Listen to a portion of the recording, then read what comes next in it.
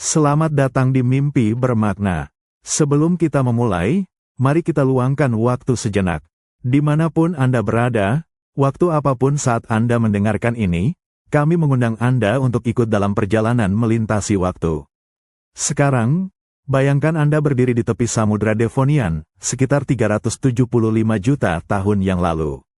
Udara terasa tebal, kaya akan oksigen yang disuplai oleh hutan paku raksasa yang baru muncul di daratan. Namun, kehidupan utama masih di air. Anda menyaksikan perairan dangkal yang berlumpur, penuh dengan ikan bersirip tulang dan predator besar yang saling memangsa dalam persaingan yang brutal.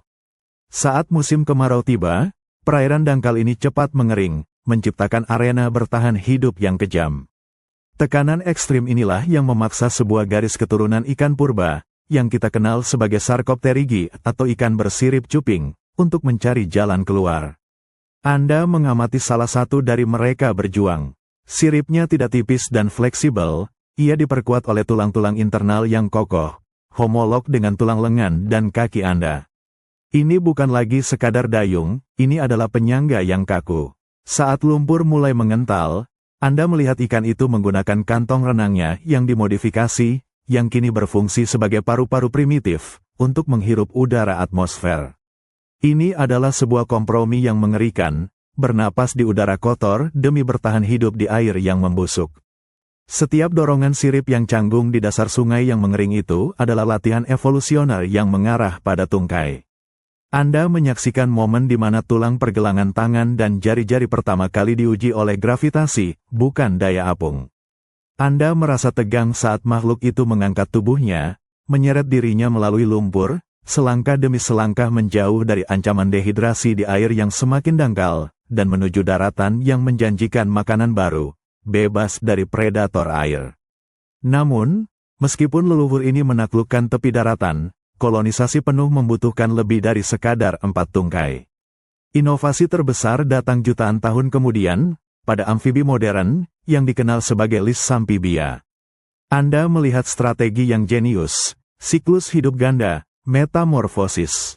Fase larva, yang kita kenal sebagai berudu, sepenuhnya akuatik, mereka mendominasi ceruk herbivora di perairan, tumbuh dengan cepat, dan bersaing dalam lingkungan yang mereka kenal baik. Mereka adalah mesin pertumbuhan yang fokus. Lalu, tiba-tiba, perubahan itu datang.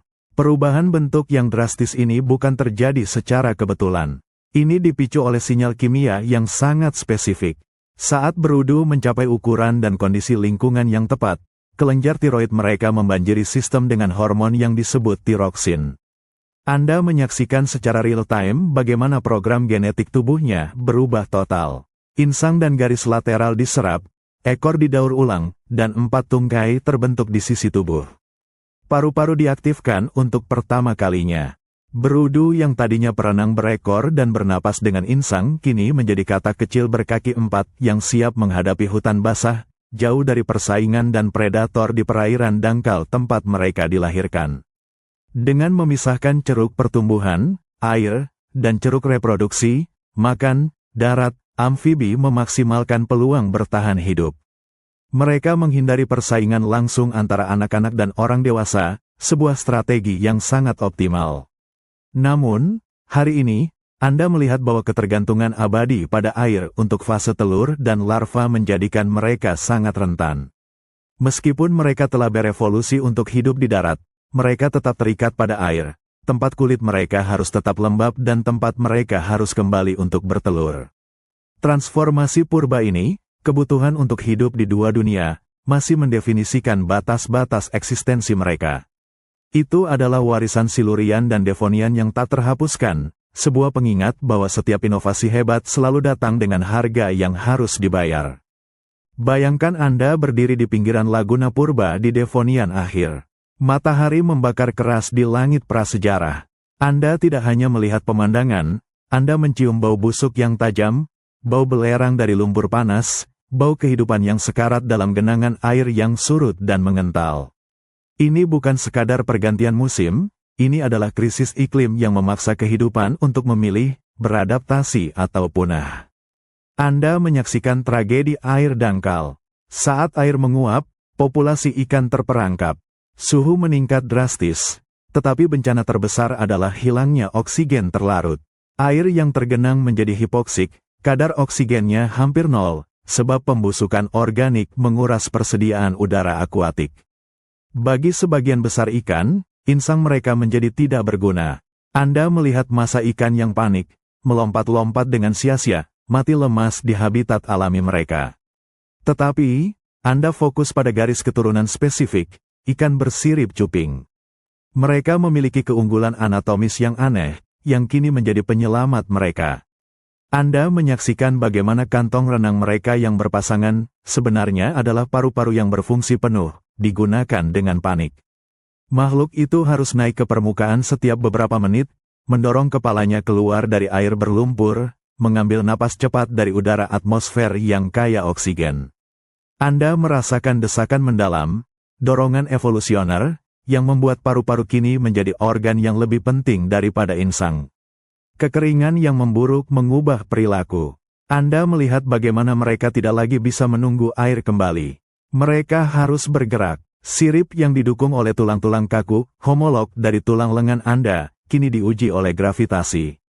Anda menyaksikan gerakan yang canggung dan lambat, menyeret tubuh berat mereka melintasi lumpur yang lengket, mencari genangan air yang lebih dalam, atau bahkan lebih baik, mencari jalan keluar permanen di tepian hutan yang lembab.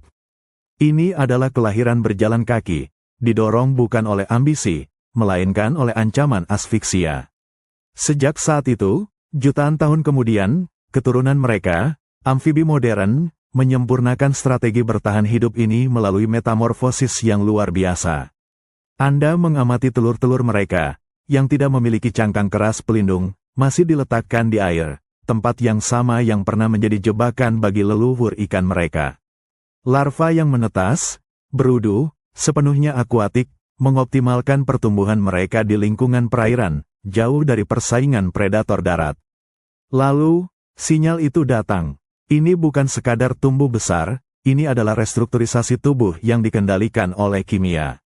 Anda menyaksikan kelenjar tiroid membanjiri tubuh berudu dengan tiroksin.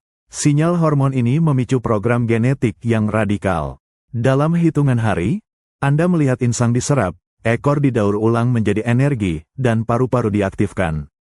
Tulang-tulang tumbuh pesat, membentuk 4 tungkai yang siap menopang tubuh di darat. Melalui metamorfosis, amfibi berhasil memisahkan ceruk mereka. Mereka menggunakan air untuk pertumbuhan dan menggunakan darat untuk berburu dan bereproduksi.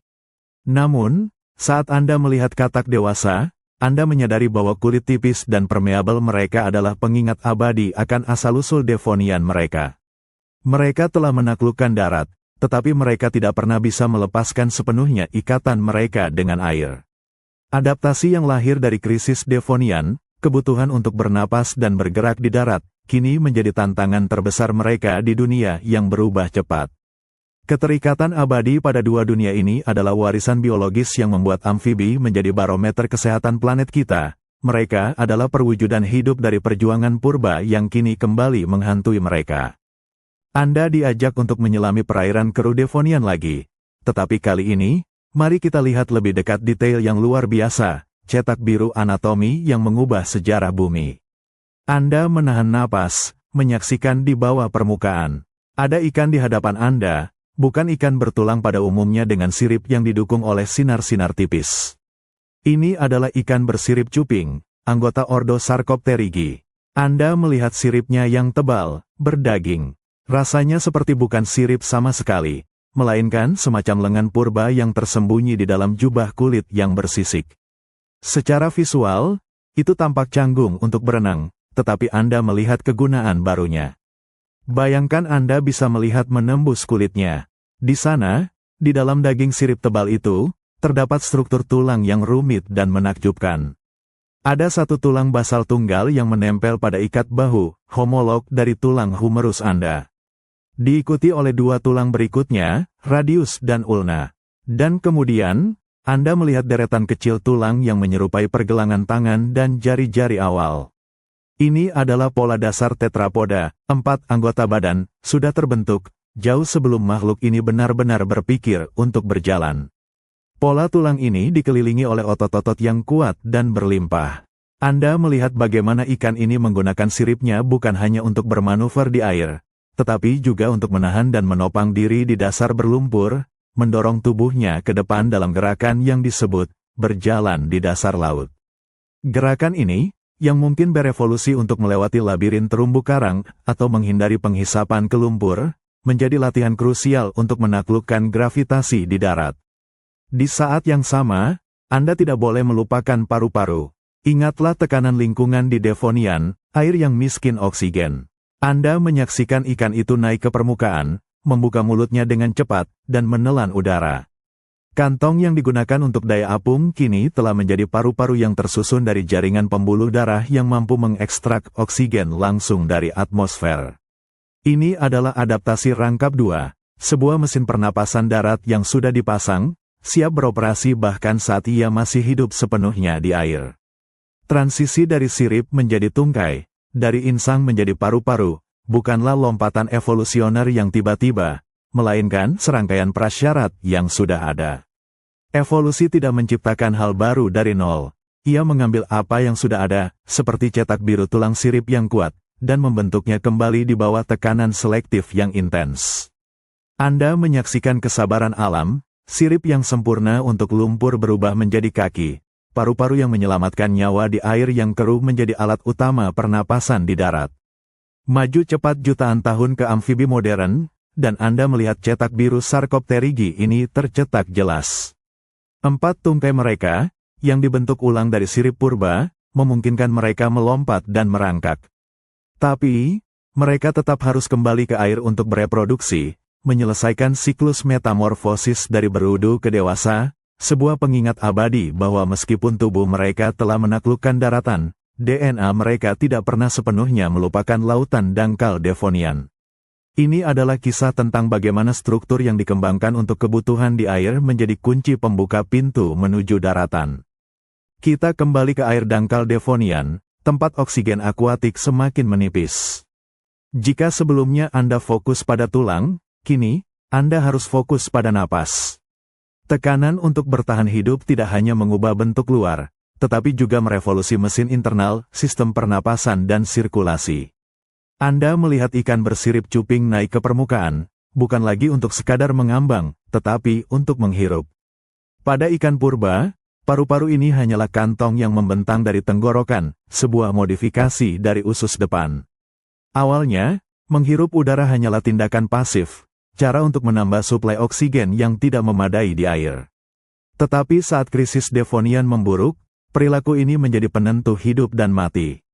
Sistem peredaran darah harus berubah untuk mengimbangi hal ini.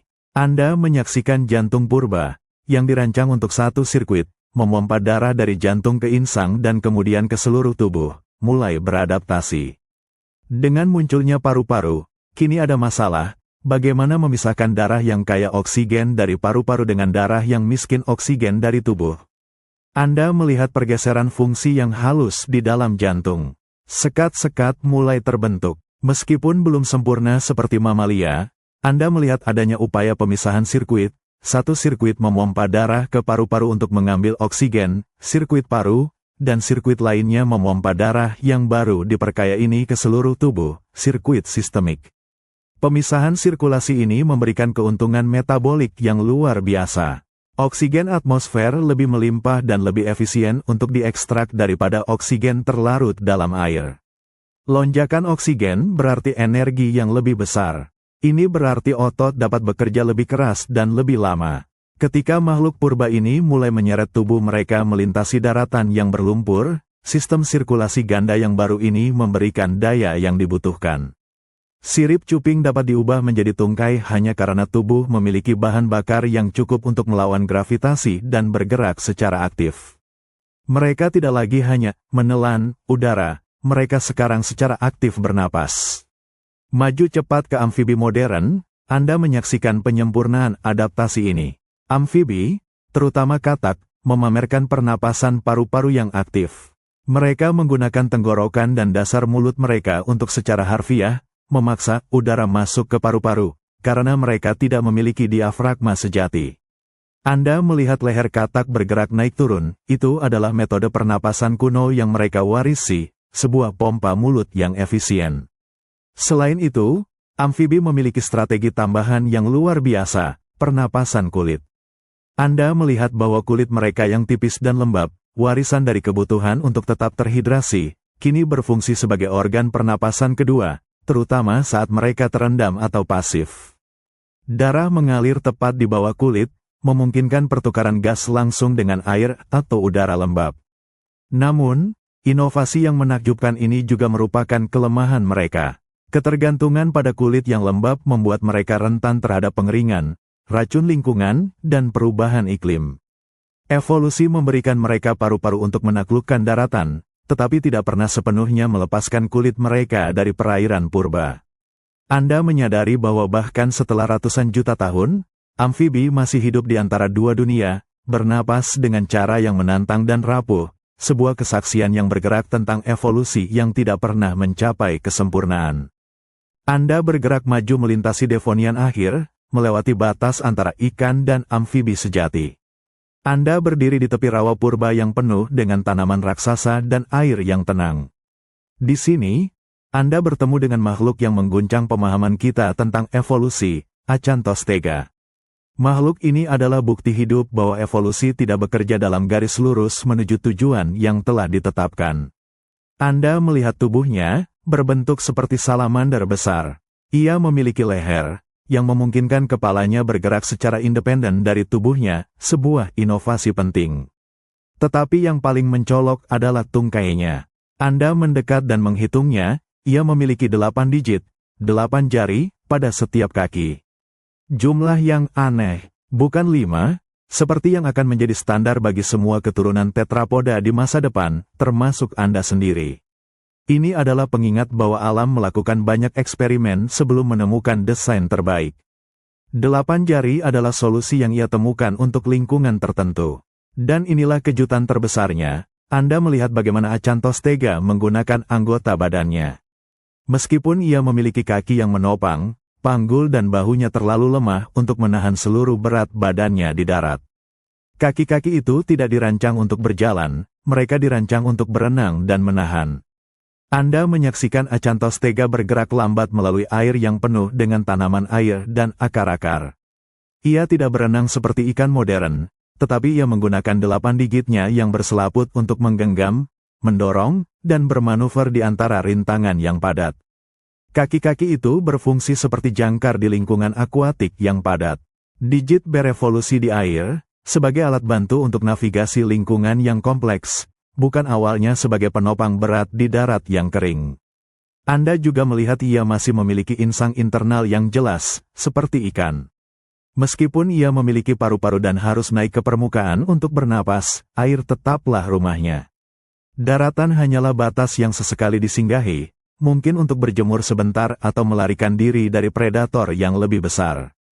Eksperimen Acanthostega mengajarkan Anda sesuatu yang penting. Adaptasi yang kita kaitkan dengan daratan, tungkai dengan jari-jari, sebenarnya muncul di air. Lingkungan Devonian yang padat dan berlumpur memberikan tekanan seleksi bagi struktur yang dapat mencengkeram dan mendorong. Jari-jari tersebut adalah inovasi akuatik yang baru kemudian, pada makhluk lain seperti Ichthyostega dan keturunannya, direkayasa ulang untuk menopang berat badan terhadap gravitasi yang kejam. Anda menyaksikan Acanthostega menyelam kembali. 8 jari kakinya menyentuh dasar. Meskipun garis keturunan ini akhirnya punah atau diubah, ia menetapkan fondasi. Ia membuktikan bahwa cetak biru tulang telah diaktifkan, dan bahwa dengan sedikit penyesuaian genetik pada jumlah jari dan kekuatan tulang panggul, transisi penuh ke darat hanyalah masalah waktu, dan evolusi yang berkelanjutan. Anda kini menyaksikan evolusi beraksi melangkah lebih jauh. Jika Acanthostega adalah perenang dengan jari-jari, maka kini Anda bertemu dengan sang pembuat jembatan, Ichthyostega. Makhluk ini hidup di masa yang sama, tetapi ia menunjukkan adaptasi yang jauh lebih besar terhadap tantangan terbesar di darat, gravitasi. Ketika Anda melihatnya, Anda merasakan perbedaan struktural yang mendalam. Tulang punggungnya, yang pada ikan adalah struktur fleksibel untuk berenang, di sini telah berevolusi menjadi balok penyangga yang kokoh. Anda melihat setiap ruas tulang belakangnya saling mengunci erat. Fleksibilitas dikorbankan demi kekuatan, memungkinkan tulang belakang menahan kekuatan kompresi yang menekan tubuhnya ke bawah.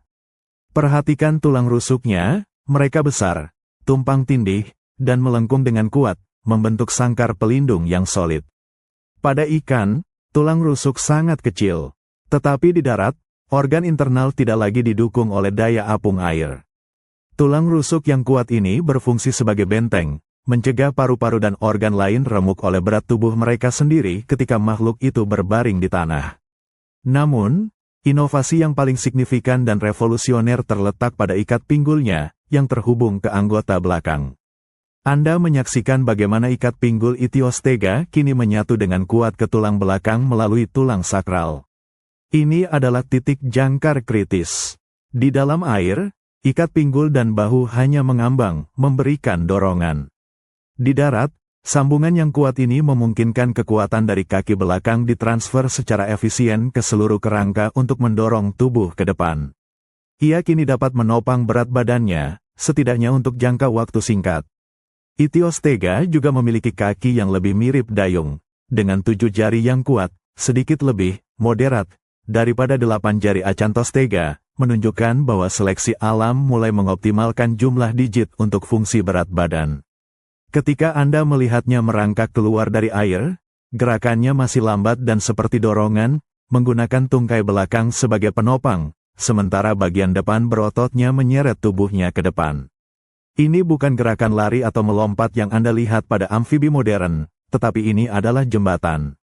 Ichthyostega adalah makhluk yang dapat menghabiskan waktu yang lebih lama di darat, mungkin untuk berjemur, menghindari predator akuatik, atau mencari makanan baru seperti arthropoda yang berlimpah di pesisir. Anda menyaksikan momen transisi yang luar biasa. Evolusi bukan tentang menciptakan kaki, ini tentang membangun kerangka internal yang dapat mengatasi gravitasi. Adaptasi Ichthyostega, tulang rusuknya yang kokoh dan ikat pinggul yang terikat kuat, adalah cetak biru struktural yang akan diwarisi oleh semua tetrapoda darat, termasuk amfibi modern. Mereka membuka jalan bagi penaklukan daratan yang belum pernah terjadi sebelumnya. Anda kini melintasi batas waktu, memasuki periode karbon, sekitar 300 juta tahun yang lalu. Lupakan rawa Devonian yang kering, sekarang Anda berada di hutan rawa batu bara raksasa. Udara terasa tebal dan lembab, begitu kaya akan oksigen hingga terasa membakar paru-paru Anda. Tingkat oksigen atmosfer jauh lebih tinggi daripada hari ini, berkat proliferasi hutan paku raksasa dan likopsida yang menaungi tanah.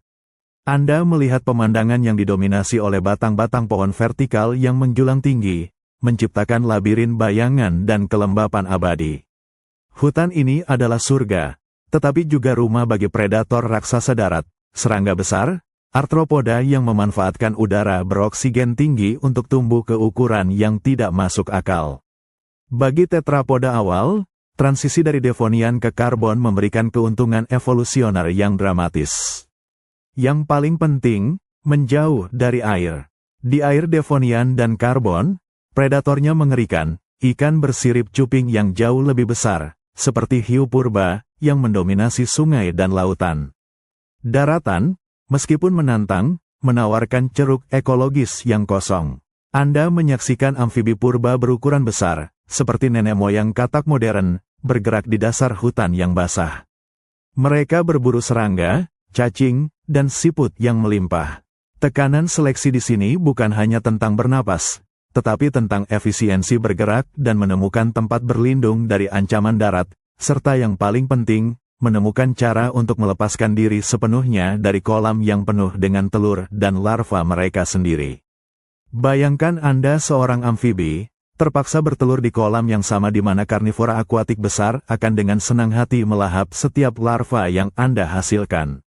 Krisis yang dihadapi amfibi awal adalah bagaimana berkembang biak dengan aman. Kolam dan rawa kecil, terisolasi oleh hutan lebat, menjadi tempat perlindungan. Inilah yang mendorong optimalisasi siklus hidup ganda. Anda melihat bagaimana metamorfosis memungkinkan pemisahan yang sempurna. Berudu tetap berada di air, bersaing sebagai herbivora, tumbuh cepat. Sementara itu, bentuk dewasa dapat meninggalkan kolam yang berbahaya, memanfaatkan kelimpahan makanan di darat, dan hanya kembali untuk bertelur.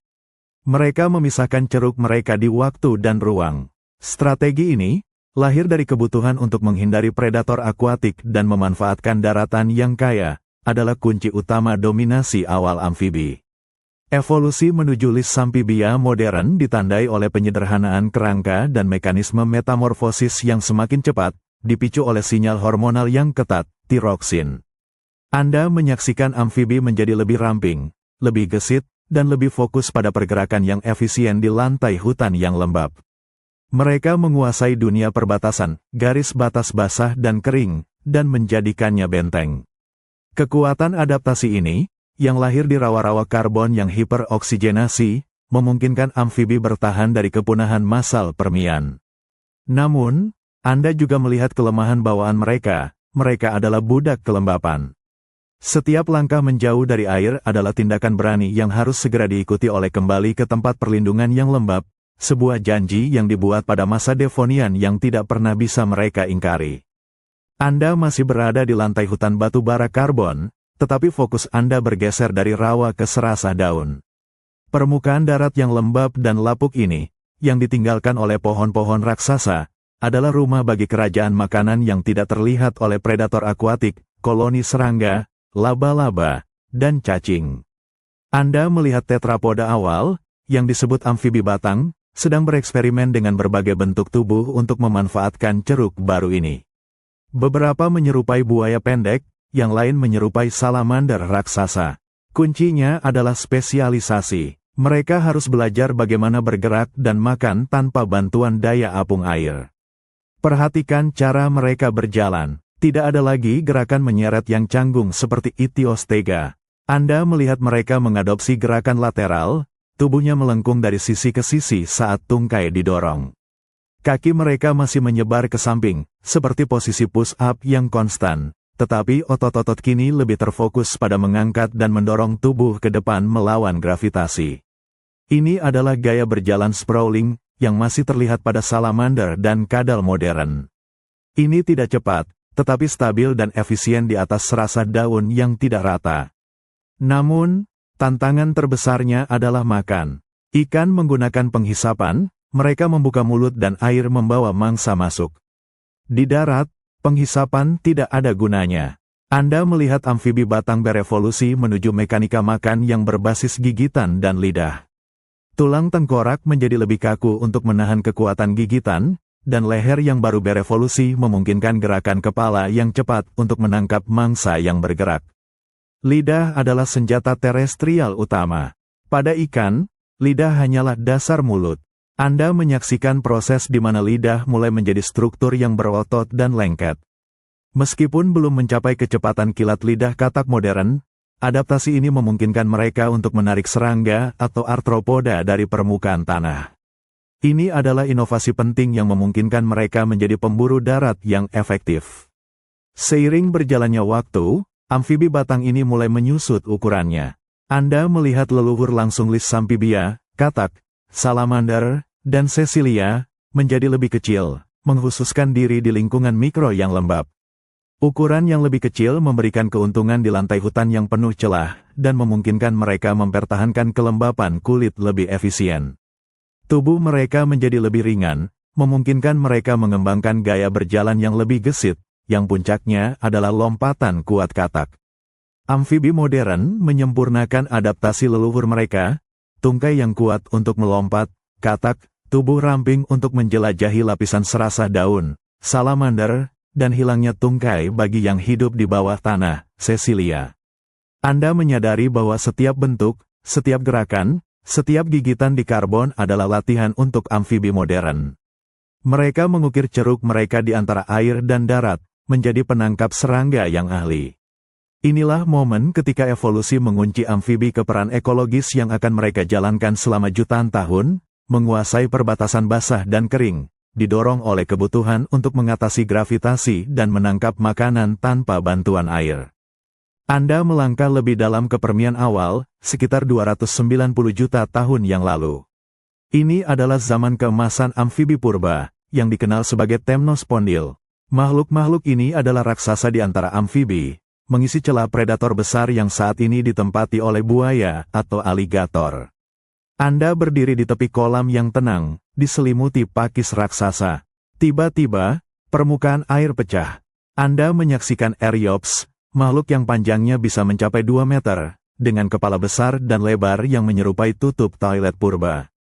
Kepalanya yang masif dan rata dihiasi dengan gigi-gigi tajam, dirancang untuk menghancurkan mangsa yang bergerak cepat.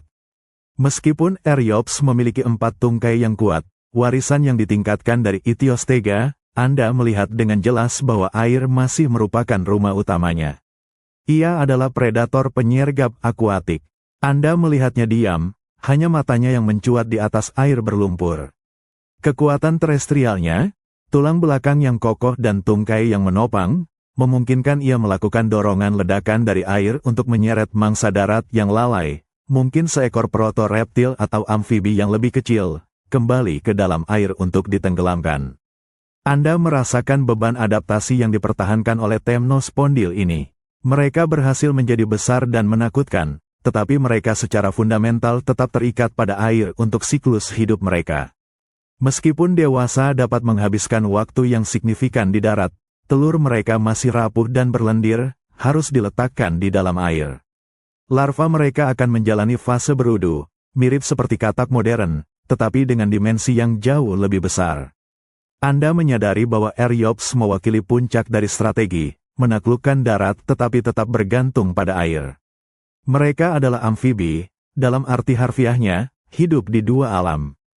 Tetapi strategi ini, yang berhasil di dunia rawa yang lembab dan stabil di karbon dan Permian awal, rentan terhadap perubahan.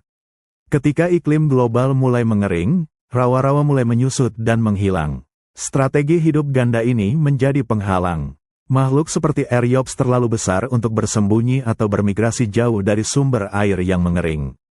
Kelemahan mereka adalah ukuran dan ketergantungan massa telur mereka pada air.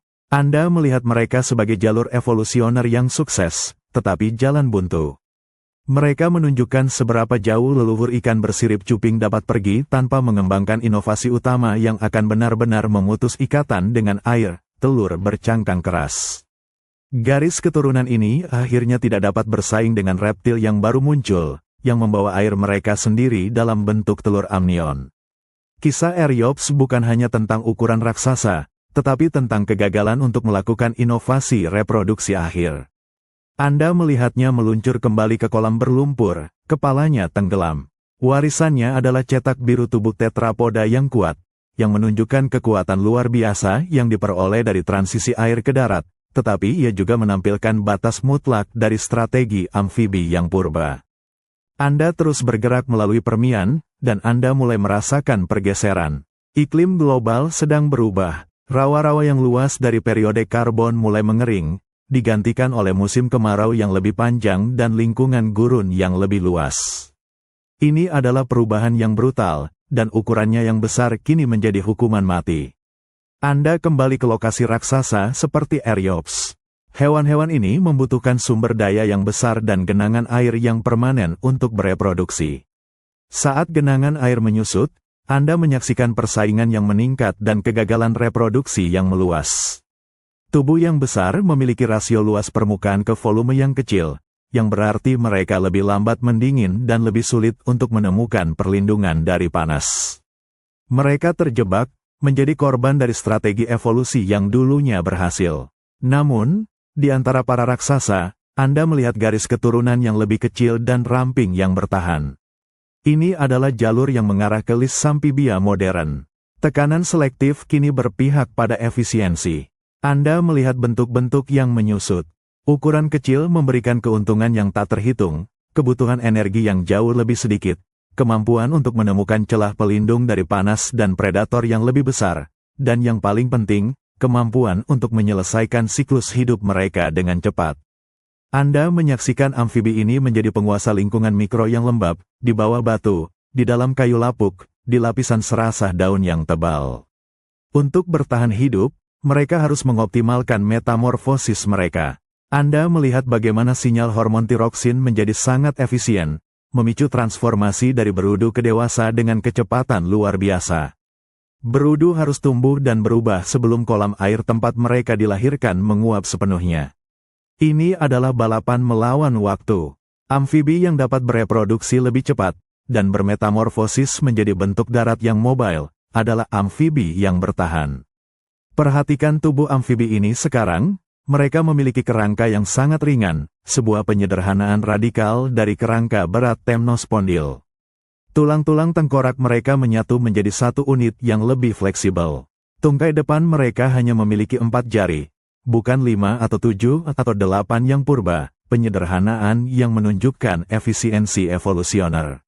Ini adalah desain yang dibuat untuk kelincahan dan kecepatan, bukan untuk menahan beban raksasa. Kisah Lissamphibia adalah kisah tentang kelangsungan hidup melalui pengecilan. Mereka selamat dari kepunahan permian yang hebat bukan dengan menjadi predator super, tetapi dengan menjadi master bertahan hidup dalam ceruk yang tidak stabil. Ketika Anda melihat katak melompat hari ini, Anda menyaksikan hasil dari tekanan permian, ledakan energi cepat yang dikombinasikan dengan kebutuhan untuk segera menemukan tempat yang lembab. Adaptasi metamorfosis yang cepat, yang memungkinkan mereka melewati fase air yang singkat dan berbahaya, adalah warisan permian yang memungkinkan mereka untuk hidup berdampingan dengan reptil dan akhirnya mamalia. Mereka membuktikan bahwa dalam menghadapi krisis iklim, efisiensi dan kemampuan untuk beradaptasi dengan cepat adalah strategi bertahan hidup yang paling unggul. Anda kembali ke hutan batu bara karbon, tetapi kali ini, Anda bukan mencari amfibi, melainkan ancaman evolusioner mereka, inovasi yang secara radikal mengubah persaingan di darat. Ingatlah amfibi, terlepas dari seberapa jauh mereka menjelajah daratan, tetap terikat pada air. Telur mereka, yang menyerupai gumpalan lendir atau jeli, tidak memiliki cangkang dan akan segera kering jika diletakkan di udara terbuka. Ini adalah kelemahan yang dieksploitasi oleh perubahan iklim dan menjadi penghalang tak terhindarkan untuk kolonisasi sejati di pedalaman. Namun, di tengah-tengah amfibi raksasa, Anda melihat munculnya garis keturunan baru, amniota. Inovasi mereka sangat sederhana namun revolusioner, telur amnion. Anda membandingkan telur amfibi yang berlendir dengan telur kecil Hylonomus, salah satu reptil awal. Telur ini memiliki cangkang keras atau kulit liat, dan yang paling penting, di dalamnya, ia memiliki sistem pendukung kehidupan lengkap, amnion. Anda menyaksikan kantong amnion yang menyimpan air, yok untuk nutrisi, dan allantoy untuk pembuangan limbah. Telur amnion adalah kolam kecil portabel. Adaptasi ini segera memberikan kebebasan yang tidak dimiliki amfibi. Anda menyaksikan amniota, leluhur semua reptil, burung, dan mamalia, berani meninggalkan rawa karbon. Mereka dapat bertelur di bawah serasa daun kering, jauh di dalam hutan, bahkan di gurun permian yang akan datang. Mereka tidak perlu lagi kembali ke air yang dipenuhi predator. Tekanan selektif terhadap amfibi meningkat secara eksponensial. Mereka tidak hanya bersaing di darat, tetapi mereka juga sekarang bersaing untuk mendapatkan air bersih dan aman untuk bereproduksi.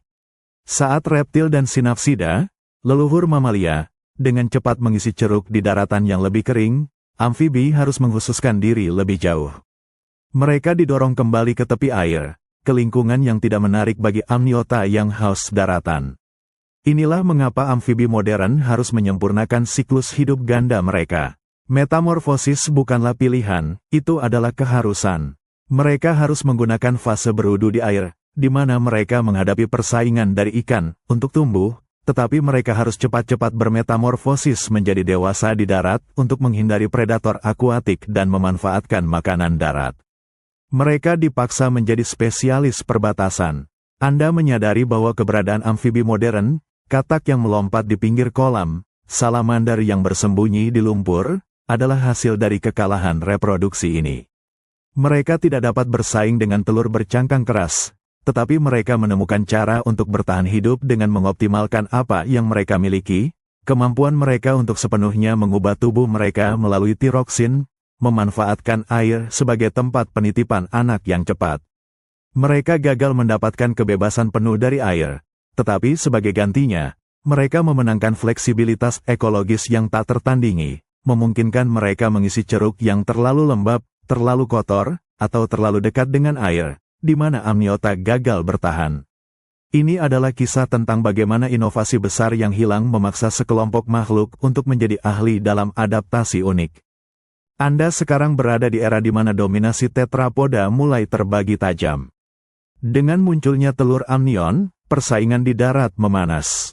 Amniota, reptil dan sinapsida, dapat menguasai pedalaman yang kering, memaksa amfibi purba untuk mundur. Ini adalah kisah tentang spesialisasi yang bertahan hidup melawan generalisasi yang dominan. Anda melihat gambaran pertempuran ekologis. Temnospondil raksasa, meskipun kuat, perlahan-lahan dihancurkan oleh kekeringan iklim dan predator reptil yang semakin efisien di darat. Tekanan ini menciptakan penyaringan ketat, meninggalkan hanya garis keturunan amfibi yang paling lincah dan beradaptasi secara ekstrim, nenek moyang Lissamphibia. Amfibi tidak punah, mereka melakukan retret strategis ke ceruk-ceruk yang basah.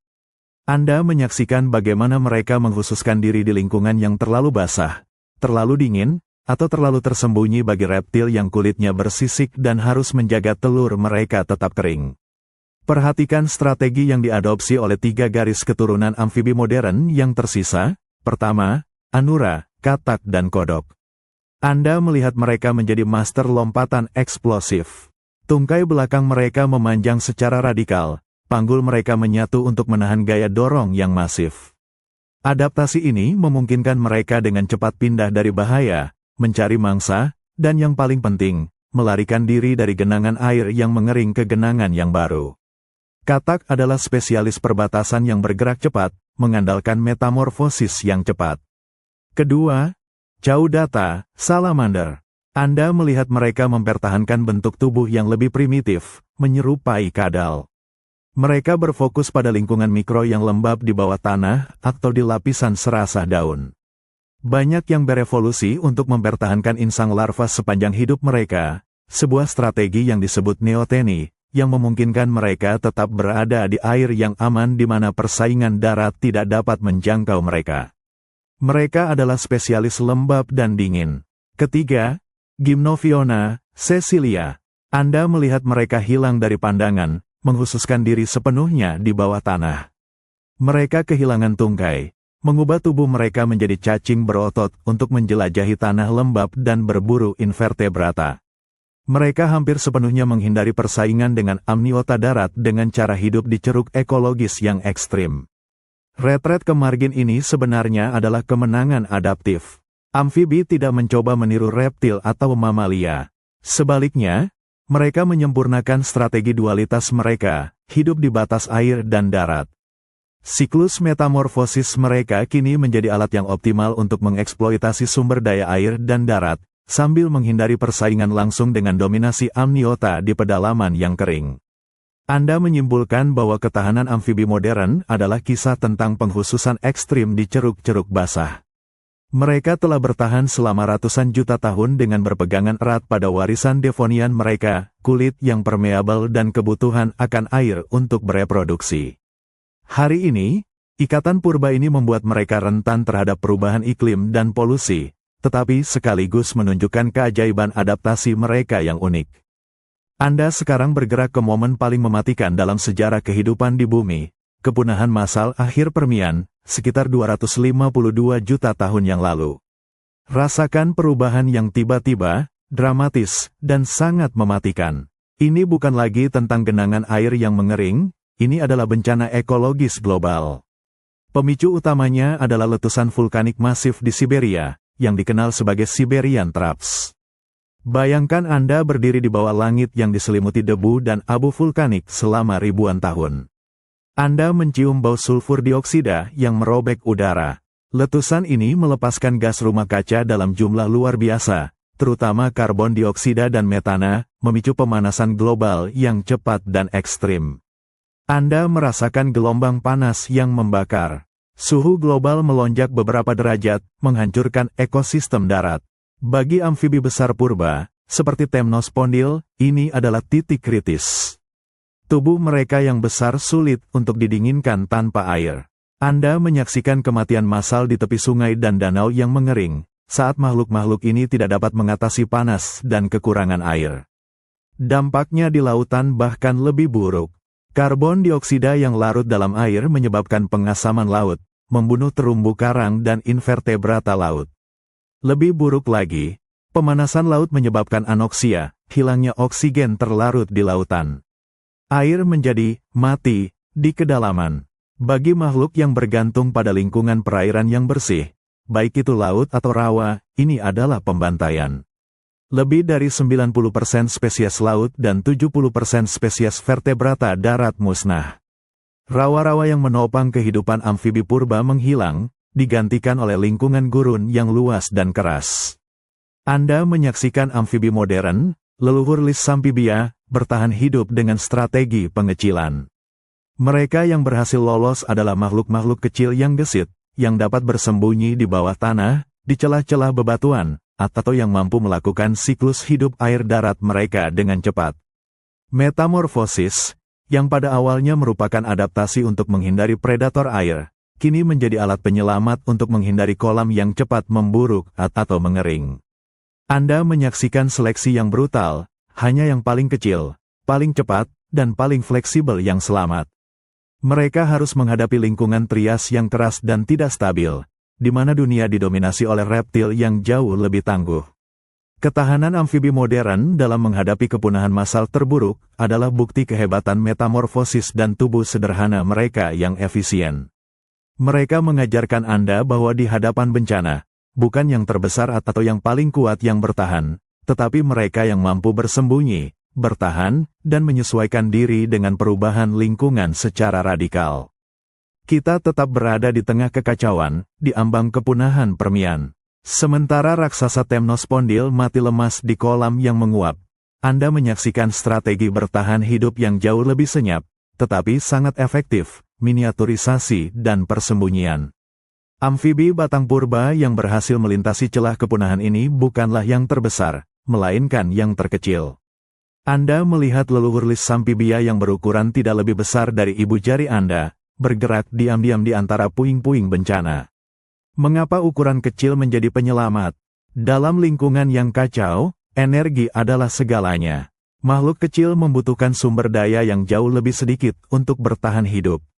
Metabolisme mereka yang lambat dan ektohermik, berdarah dingin, berarti mereka dapat bertahan dengan sedikit makanan, menunggu krisis berlalu. Anda melihat mereka menguasai dunia fosorial, di bawah tanah. Perhatikan seekor proto-salamander kecil, meringkuk jauh di bawah permukaan. Tanah dan serasa daun yang tebal berfungsi sebagai isolator sempurna. Sementara suhu di permukaan berfluktuasi secara liar dan mematikan akibat aktivitas vulkanik, di bawah tanah, kelembapan dan suhu relatif stabil. Tempat persembunyian yang lembab ini melindungi mereka dari sinar UV yang meningkat dan suhu ekstrim. Mereka secara harfiah tidur melalui kepunahan. Faktor kunci lain adalah kecepatan reproduksi. Sementara predator besar membutuhkan waktu bertahun-tahun untuk mencapai kedewasaan seksual, amfibi kecil ini dapat menyelesaikan siklus hidup mereka dalam hitungan bulan, memproduksi beberapa generasi dalam waktu singkat. Anda menyaksikan bagaimana metamorfosis cepat, yang dipicu oleh hormon, memungkinkan mereka untuk melewati kondisi perairan yang buruk dengan cepat dan beralih ke darat sebelum air menghilang. Miniaturisasi juga memaksakan penyederhanaan anatomi. Amfibi modern memiliki tulang yang berkurang dan tulang rawan yang lebih banyak. Ini bukan kemunduran, melainkan efisiensi. Berat kerangka yang berkurang memungkinkan gerakan yang lincah dan cepat, seperti lompatan katak yang tidak mungkin dilakukan oleh kerangka berat Eryops.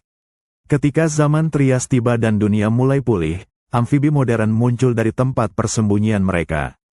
Mereka adalah penyintas yang berorientasi pada ceruk. Katak segera mengisi celah predator serangga di tepian air. Salamander menjelajahi lapisan serasah, dan Cecilia menggali lebih dalam. Mereka menghindari persaingan langsung dengan reptil yang kini mendominasi padang rumput dan hutan kering. Anda menyadari bahwa keberhasilan amfibi modern bukanlah tentang penaklukan besar-besaran, tetapi tentang ketahanan yang tersembunyi. Mereka menunjukkan bahwa dalam evolusi, kadang-kadang jalan terbaik menuju masa depan adalah dengan menjadi kecil, diam, dan menunggu di sela-sela bencana. Strategi sederhana ini memungkinkan garis keturunan mereka berlanjut hingga hari ini, menjadi fosil hidup dari masa-masa kekacauan terbesar bumi. Anda berdiri di Trias awal, di dunia yang baru pulih dari bencana. Di sini, Anda melihat makhluk yang selamat dari neraka permian. Meskipun mereka terlihat beragam, katak melompat, salamander merangkak, Cecilia menggali, mereka semua berbagi satu rahasia anatomis yang menyatukan mereka, gigi pedicelat. Gigi ini adalah ciri khas yang hanya dimiliki oleh Lissamphibia dan leluhur langsung mereka. Anda harus melihat dari dekat, di bawah mikroskop evolusioner, untuk menghargai inovasi ini. Gigi pedicelat tidaklah solid. Mereka terdiri dari dua bagian, mahkota atas dan dasar yang disebut pedicel. Kedua bagian ini dipisahkan oleh lapisan dentin yang tidak terkalsifikasi, memberikan semacam sambungan fleksibel. Anda bertanya-tanya, mengapa kerumitan ini? Mengapa memiliki gigi yang secara struktural lemah? Jawabannya terletak pada mekanika makan di darat. Ingatlah, amfibi modern adalah pemangsa yang mengandalkan lidah lengket yang cepat untuk menangkap serangga kecil. Ketika katak atau salamander menangkap mangsa, mereka tidak mengunyah. Mereka menelan mangsa utuh. Namun, mangsa seringkali keras dan berjuang. Anda menyaksikan fungsinya. Saat mangsa yang keras ditangkap dan berjuang untuk melarikan diri, gigi pedicelat berfungsi sebagai struktur pegas. Sambungan fleksibel antara mahkota dan pedicel memungkinkan gigi membungkus sedikit saat tekanan gigitan diterapkan. Ini mencegah gigi yang tipis dan rapuh pecah, sekaligus membantu menjaga mangsa tetap berada di tempatnya. Gigi ini dirancang untuk menahan mangsa yang licin dan berjuang hingga ditelan, bukan untuk memotong atau mengunyah. Inovasi gigi ini sangat penting karena terkait erat dengan transisi dari pemangsa air ke pemangsa darat. Pada ikan, gigi seringkali lebih padat dan digunakan untuk menghancurkan atau mencengkeram. Pada Lissamphibia, gigi adalah alat penangkap serangga yang sangat efisien, yang memungkinkan mereka memanfaatkan ceruk ekologis di lantai hutan yang penuh dengan invertebrata kecil. Gigi pedicelat ini menunjukkan dedikasi evolusioner amfibi untuk menjadi pemburu darat yang mengandalkan serangan cepat dan menelan. Ini juga merupakan bukti keturunan tunggal. Semua katak, salamander, dan Cecilia yang hidup hari ini dapat melacak asal-usul mereka kembali ke nenek moyang Trias yang mengembangkan sistem gigi dua bagian yang unik ini. Anda menyadari bahwa gigi pedicelat adalah penanda tak terhapuskan dari sejarah mereka. Mereka adalah simbol kemampuan amfibi untuk menyempurnakan adaptasi darat, seperti lidah yang cepat dan tungkai yang kuat, yang didukung oleh detail anatomis unik. Mereka adalah bukti bahwa terkadang, perubahan paling penting dalam evolusi terjadi pada skala yang sangat kecil, dalam struktur yang hanya bisa Anda lihat dari dekat, yang menandai batas yang jelas antara amfibi purba yang punah dan yang modern. Anda kini melihat inovasi amfibi modern yang paling menarik sekaligus paling mematikan, kulit. Berbeda dengan reptil, yang mengembangkan sisik keras untuk menahan air, Lissamphibia memilih strategi yang berlawanan. Anda mengamati kulit katak. Itu tampak tipis, berlendir, dan sangat vaskular, penuh dengan pembuluh darah yang berada sangat dekat dengan permukaan. Kulit ini bukan hanya penutup, itu adalah organ pernapasan dan hidrasi yang vital. Anda menyaksikan bagaimana, di lingkungan yang lembab, oksigen dengan mudah berdifusi melintasi kulit langsung ke aliran darah. Inilah pernapasan kulit, atau respirasi cutaneus. Adaptasi ini adalah kompromi jenius yang muncul dari nenek moyang mereka yang hidup di perairan keruh Devonian. Saat paru-paru berevolusi, mempertahankan kemampuan untuk bernapas melalui kulit memberikan cadangan penting ketika di dalam air atau selama hibernasi di lumpur. Bagi salamander, pernapasan kulit sangat efisien sehingga beberapa spesies sepenuhnya menghilangkan paru-paru dan hanya mengandalkan kulit dan mulut mereka untuk pertukaran gas. Namun, kemampuan kulit ini bukan tanpa biaya. Untuk memungkinkan gas berdifusi masuk, kulit harus permeabel, dan untuk tetap permeabel, kulit harus tetap lembab. Anda merasakan konsekuensinya, amfibi kehilangan air melalui kulit mereka dengan laju yang sangat tinggi, jauh lebih cepat daripada reptil atau mamalia. Mereka telah mengembangkan cara unik untuk meminum air. Anda melihat katak tidak minum melalui mulut, mereka menyerap air melalui patch minum di kulit perut mereka. Mereka harus mempertahankan kontak fisik dengan air atau permukaan lembab. Anda melihat bagaimana strategi perilaku mereka sepenuhnya didikte oleh kulit mereka, bersembunyi di siang hari, aktif hanya saat fajar atau senja, atau saat hujan. Kulit yang tipis dan permeabel ini juga menjadikan mereka barometer lingkungan yang sensitif. Anda menyaksikan bagaimana racun, pestisida, dan polutan di lingkungan dapat dengan mudah diserap ke dalam aliran darah mereka. Tekanan seleksi purba yang memilih kulit permeabel untuk bernapas kini menjadi kerentanan fatal di dunia modern yang terkontaminasi. Amfibi telah bertahan selama ratusan juta tahun karena mereka menemukan strategi yang optimal di perbatasan, memanfaatkan air untuk pertumbuhan, berudu, dan darat untuk berburu. Mereka menyempurnakan metamorfosis yang cepat, menanggapi sinyal tiroksin yang kuat, untuk menghindari kondisi air yang memburuk. Tetapi, ketika Anda melihat seekor katak hari ini, Anda melihat ketegangan evolusioner yang abadi. Mereka berhasil menaklukkan daratan melalui adaptasi unik, tetapi mereka tidak pernah melepaskan ikatan vital mereka dengan air. Mereka adalah spesies yang dibentuk oleh krisis kuno, dan kerentanan mereka saat ini adalah cetak biru yang hidup dari perjalanan evolusioner luar biasa mereka dari ikan bersirip cuping di perairan dangkal. Anda melompat maju ke era Mesozoikum awal, ketika katak sejati, atau Anura, mulai muncul dari kekacauan kepunahan Permian. Perhatikan dengan cermat makhluk yang sedang Anda lihat, karena ia membawa inovasi lokomotif yang paling dramatis dalam garis keturunan amfibi. Katak sejati adalah master melompat, mereka menguasai gerakan saltation yang eksplosif. Ini membutuhkan restrukturisasi radikal pada seluruh kerangka mereka, bergerak jauh dari gaya berjalan merayap yang lambat dari leluhur mereka. Anda fokus pada bagian belakang tubuhnya. Tungkai belakang memanjang secara dramatis, tulangnya jauh lebih panjang dan lebih kuat daripada bagian depan, menciptakan tuas yang sempurna. Panggul, yang sudah kokoh pada Itiostega, kini menyatu sepenuhnya, membentuk sabuk panggul yang sangat kaku yang mampu menyalurkan semua kekuatan dorongan ke tulang belakang. Inovasi yang paling mencolok ada pada tulang belakang bagian bawah. Anda menyaksikan sejumlah besar tulang belakang menyatu menjadi satu unit tunggal, yang kita sebut urostyle. Urostyle ini bukan hanya penyangga, ia adalah batang penstabil. Ketika katak melompat, otot-otot kaki belakang yang masif mendorong ke depan. Jika tulang belakang tetap fleksibel, semua energi itu akan sia-sia. Penggabungan tulang belakang ini menciptakan tiang kaku yang mentransfer kekuatan secara langsung dan efisien, memungkinkan lompatan yang kuat dan terarah. Bayangkan Anda seorang katak, lompatan bukanlah sekadar melarikan diri. Itu adalah cara berburu, cara berpindah antar genangan air yang terisolasi, dan cara menghindari predator darat dengan tiba-tiba. Tekanan seleksi selalu mengarah pada kecepatan dan efisiensi di perbatasan air darat yang lembab dan padat. Anda melihat bahwa katak secara efektif memendekkan tubuhnya. Mereka hanya memiliki beberapa ruas tulang belakang yang tersisa, sebuah penghapusan panjang yang radikal dibandingkan dengan salamander. Ini meminimalkan massa tubuh, sementara memaksakan semua kekuatan ke dalam satu ledakan ke depan. Tubuh yang ringkas ini memberikan pusat gravitasi yang stabil saat pendaratan.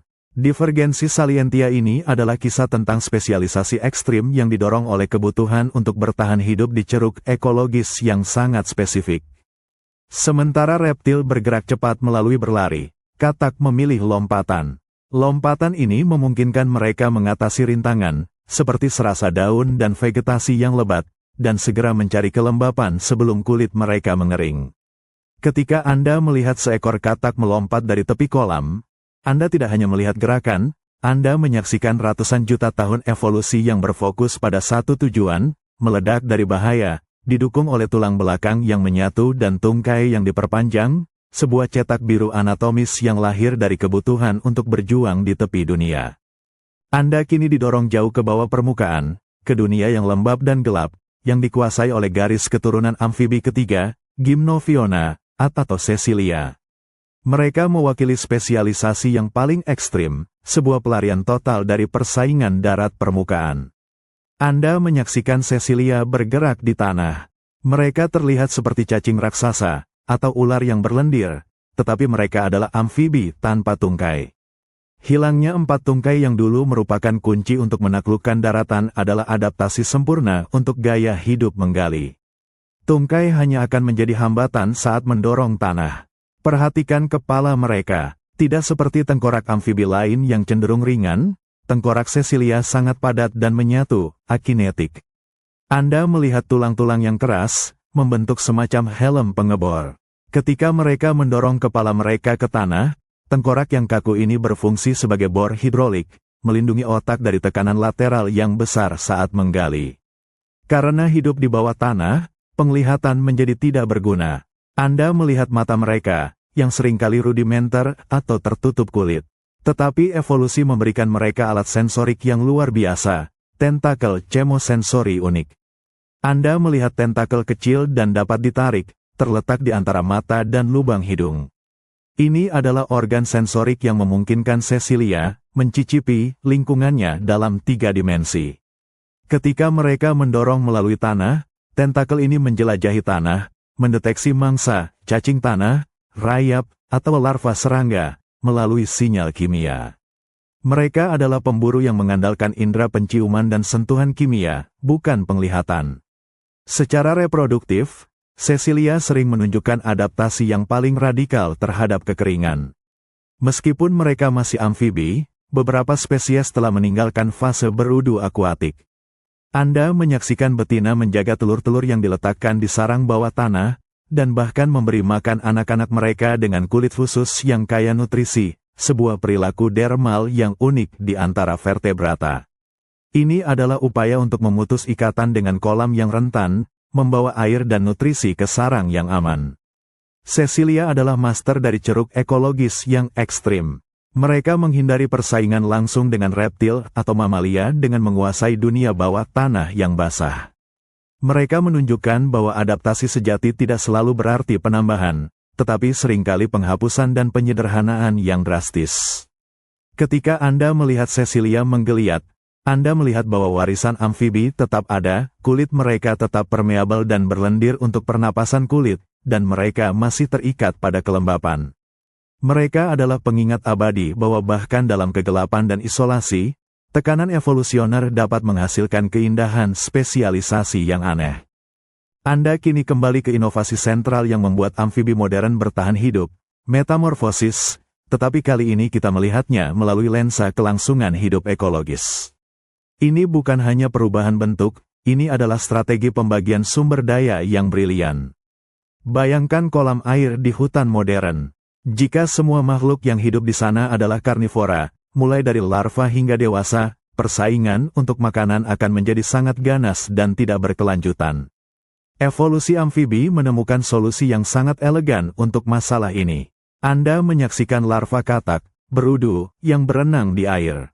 Mereka adalah mesin pertumbuhan. Dengan mulut kecil mereka yang dilengkapi dengan struktur parut, mereka fokus pada ceruk herbivora. Mereka memakan alga, detritus, dan bahan tanaman di air. Berudu memanfaatkan sumber daya yang melimpah di perairan yang hampir tidak dimanfaatkan oleh karnivora besar. Mereka tumbuh cepat, mengumpulkan energi yang diperlukan untuk perubahan bentuk yang akan datang. Kuncinya adalah tidak ada persaingan makanan antara generasi. Ketika berudu mencapai titik kritis, dipicu oleh lonjakan hormon tiroksin, Anda menyaksikan perubahan gigi dan usus mereka.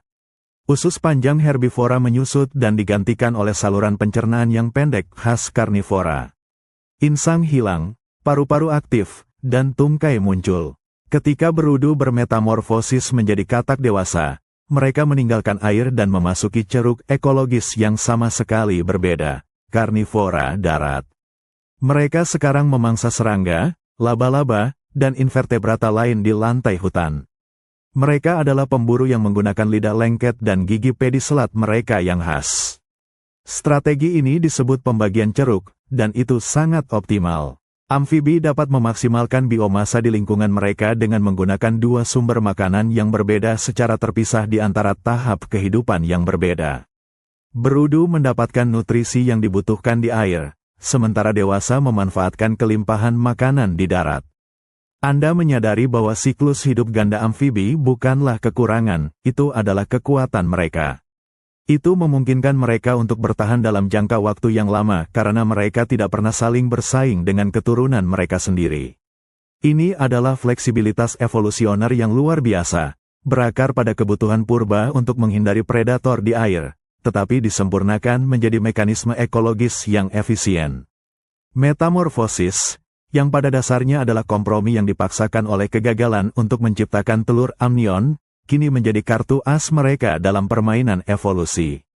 Mereka mampu memanfaatkan batas-batas, mengoptimalkan setiap fase kehidupan untuk lingkungan tertentu, sebuah pengingat yang kuat bahwa seringkali, solusi terbaik datang dari keterbatasan yang paling mendesak.